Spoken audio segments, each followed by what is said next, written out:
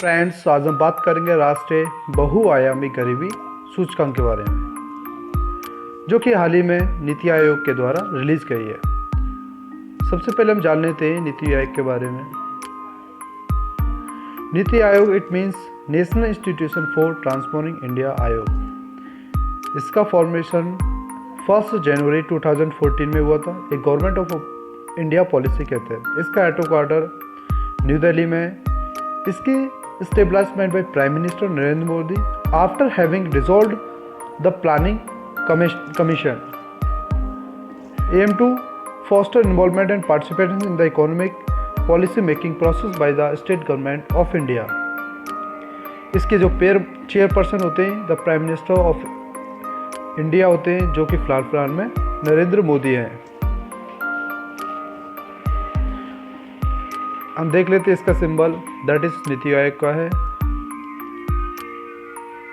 अब आगे बात करेंगे कि इससे पहले संयुक्त राष्ट्रीय विकास कार्यक्रम यूनाइटेड नेशन डेवलपमेंट प्रोग्राम और Oxford poverty and human development initiative द्वारा वैश्विक बहुआयामी गरीबी सूचकांक 2021 की जारी किया गया था।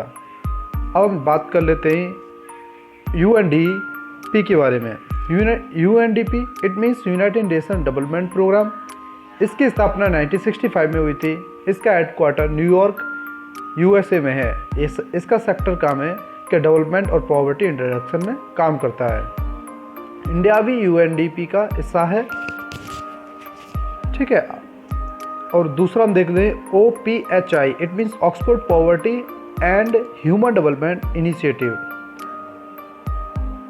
अब हम बात करेंगे इसके प्रमुख बिंदुओं के बारे में और इसका परिचय। MPI गरीबी को उसके कई आयामों में मापने का प्रयास करता है और वास्तव में प्रति व्यक्ति खपत व्यय के आधार पर मौजूदा गरीबी के आंकड़े प्रदान करता है। इसके अलावा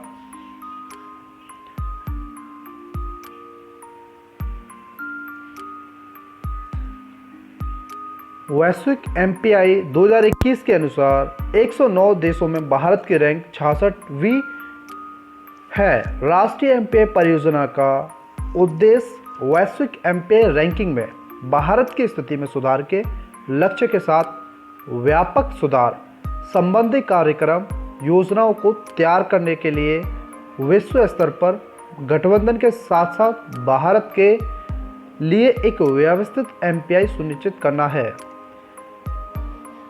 MPI गरीबी को उसके कई आयामों में मापने का प्रयास करता है और वास्तव में प्रति व्यक्ति खपत के आधार पर मौजूदा गरीबी के आंकड़े प्रदान करता है। इसके 3 समान रूप से भारित आयाम हैं: स्वास्थ्य, शिक्षा और जीवन स्तर। इन तीनों आयामों को 12 संकेतों द्वारा दर्शाया जाता है, जैसे कि पोषण, स्कूल में नामांकन, स्कूली शिक्षा, पेयजल, स्वच्छता, आवास, बैंक खाते आदि। कार्यप्रणाली और डाटा के आधार पर देख लेते हैं हम कि राष्ट्रीय MPI के मापन हेतु संयुक्त कार्यप्रणाली और डेटा। राष्ट्रीय MPI के मापन हेतु संयुक्त राष्ट्रीय विकास कार्यक्रम और Oxford poverty and human development initiative द्वारा विकसित विश्व स्तर पर स्वीकृत एवं मजबूत कार्यप्रणाली का उपयोग किया जाता है। राष्ट्रीय बहुआयामी गरीबी सूचकांक की बेसलाइन रिपोर्ट राष्ट्रीय परिवार स्वास्थ्य सर्वेक्षण NFHS 4 पर आधारित है, जिसे वर्ष 2015-16 में लागू किया गया था।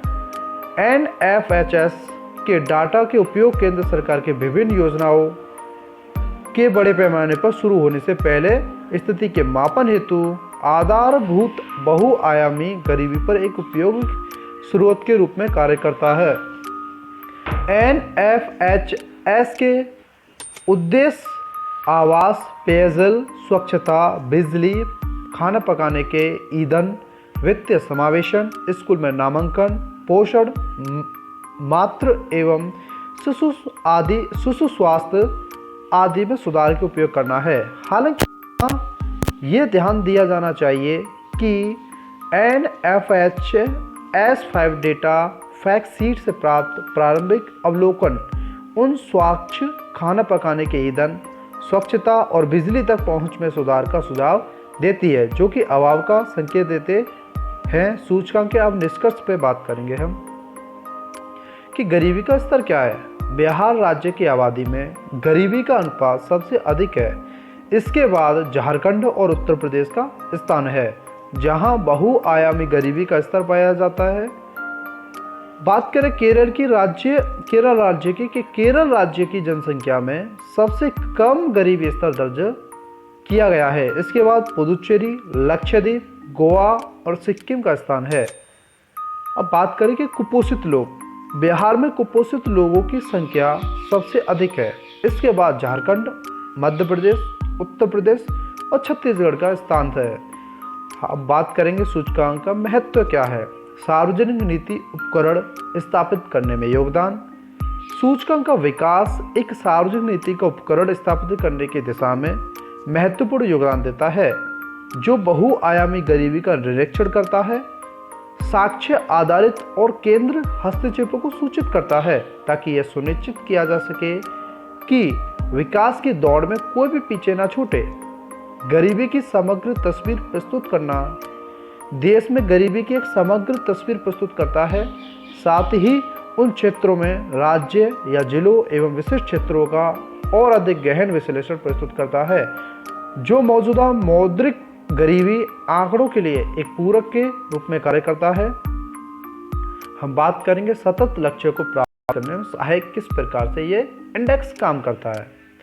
सतत लक्ष्यों, सस्टेनेबल डेवलपमेंट गोल्स के लक्ष्य की प्रगति की मापने की दिशा में योगदान देता है, जिसका उद्देश्य गरीबी में जीवन यापन करने वालों, सभी उम्र के पुरुषों, महिलाओं और बच्चों के अनुपात को कम से कम आधा करना है। हम बात करेंगे संबंधित पहले क्या है जिनसे गरीबी को कम किया जा सके सरकार के द्वारा चली गई स्कीमों के बारे में। राष्ट्रीय ग्रामीण आजीविका मिशन, महात्मा गांधी राष्ट्रीय ग्रामीण रोजगार गारंटी अधिनियम 2005, प्रधानमंत्री आवास योजना ग्रामीण, सार्वजनिक वितरण प्रणाली, प्रधानमंत्री आवास योजना, जल जीवन मिशन, स्वच्छ भारत मिशन,